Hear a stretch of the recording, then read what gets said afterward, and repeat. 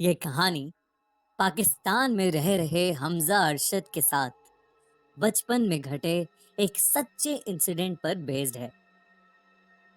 बात साल 1950 की है। आज़ादी को 3 साल बीत चुके थे। हमजा के बड़े अब्बा, जो ब्रिटिश राज के दौरान अंग्रेजी सेना के लिए हैदराबाद में पोस्टेड थे, आज पूरे परिवार के साथ पाकिस्तान जा रहे थे। हमजा ने बचपन के इन सालों में काफी कुछ बदलते देखा था।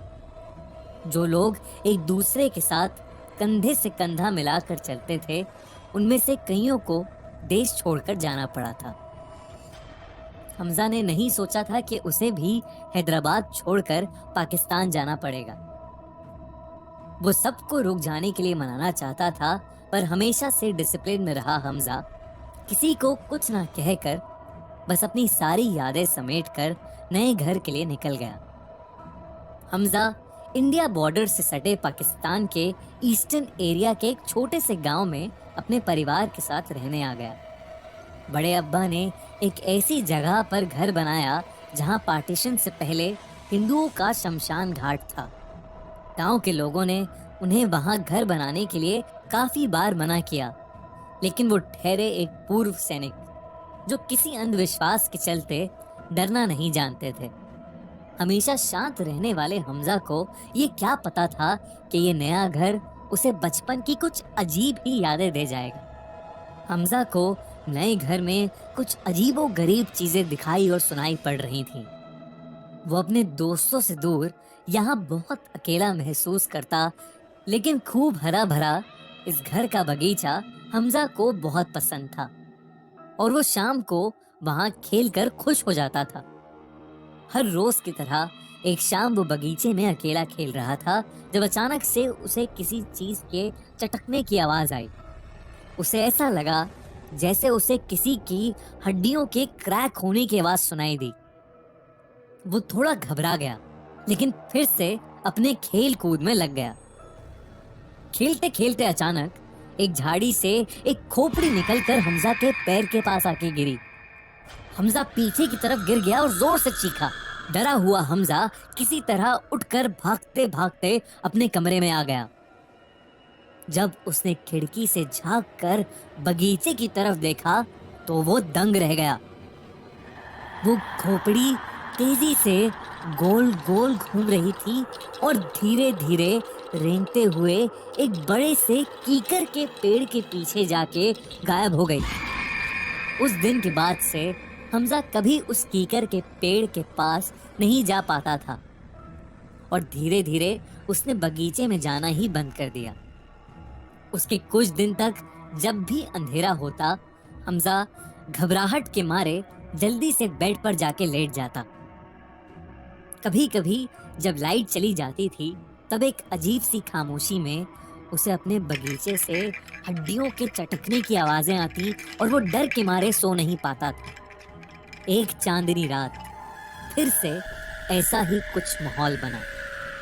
बिजली कट गई थी और उस रात में बस खामोशी ही खामोशी थी।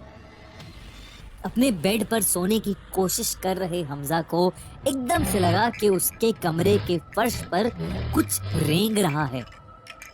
जब उसने नीचे फर्श पर देखा तो वो सुन्न पड़ गया।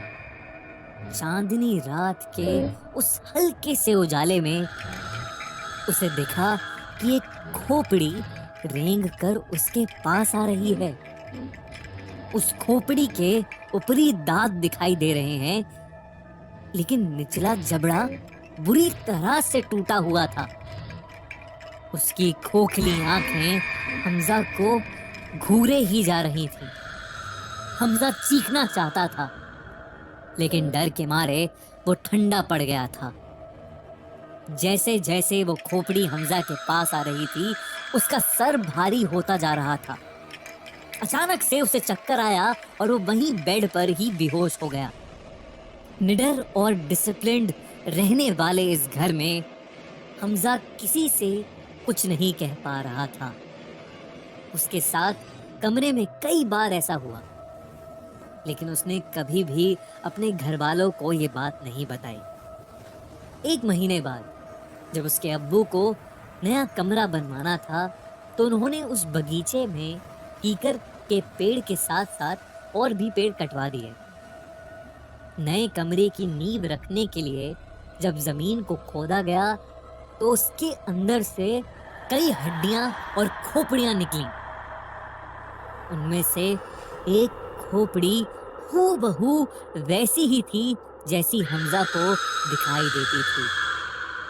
खोखली आंखें, टूटे जबड़े और बड़े दांत वाली एक खोपड़ी।